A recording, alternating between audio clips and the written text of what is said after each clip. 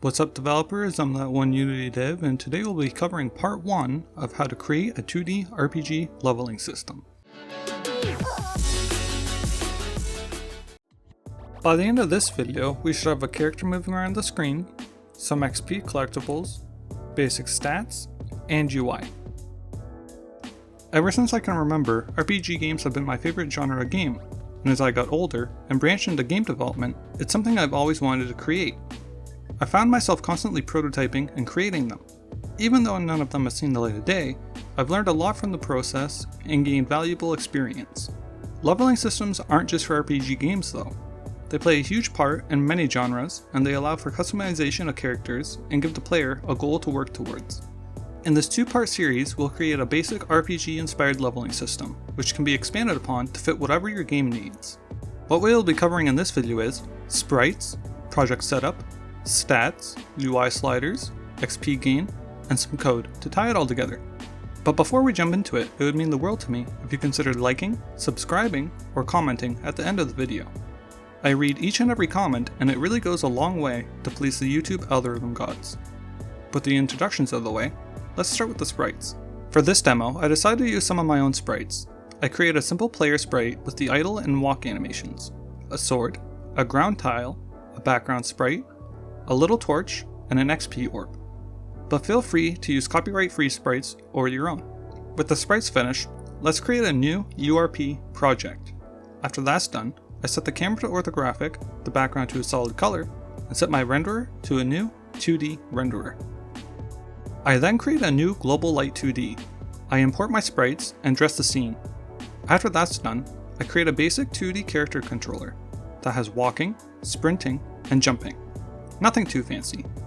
I would go over how to make a basic character controller, but there's hundreds, if not thousands, of videos on this platform on how to do so, and me covering it probably isn't the reason you clicked on this video. So with the basics done, now comes the fun part, the stats. So I create a new C# script called player stats and put it on the player. In this script, I set up a bunch of integer values for things like level, HP, mana, experience, and all the various stat points I want to add into the game. I then fill them in the inspector. Now, there are a few ways we can do this. We can leave the script how it is and set up some reference functions and treat this like a separate class, or we can do some coding in here to make it all work. Since the latter is more beginner friendly, I opted to do that. So in this script, we will create a way to display the HP, mana, and XP stats that we made. So I go ahead and create a new function called changeSliderUI. I also create a few slider variables for the health, mana, and XP.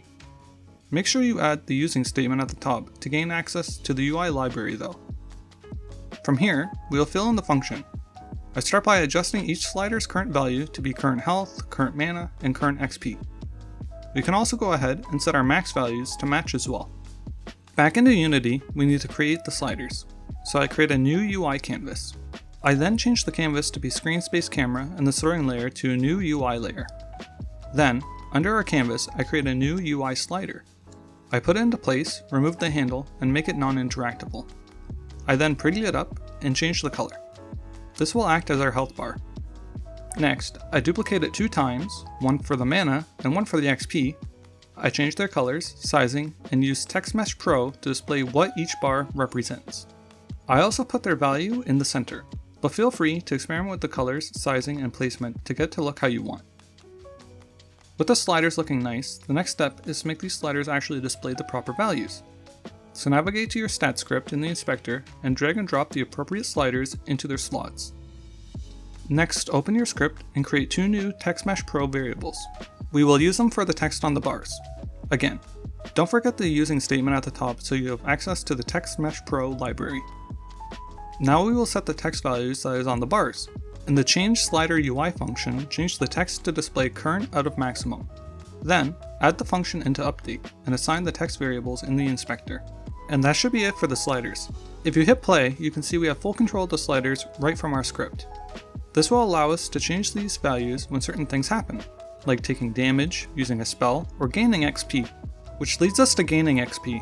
For this project, I want the XP to be that orb I made earlier.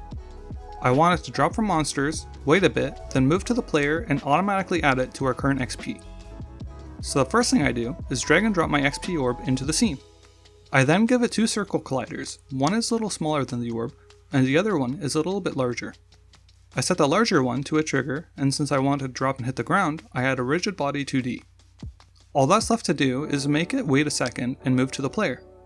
So I create a new C# script on my orb and call it XP collectible. In order to get it to float to the player, we need a reference to the player. We also need a timer so it can wait, a bool to see if it should move or not, a speed variable, and since I want to use forces to move the orb, we needed a reference to the rigid body 2D. In fixed update, we count to 1 second, tell the orb it can move, and disable its gravity. If it can move, we use the reference to the player and create a line to him. Then we move it along that line towards the player. The final thing to do is make the XP automatically collect when it touches the player. So we add an onTriggerEnter2D function, and inside, we check if it collides with the player.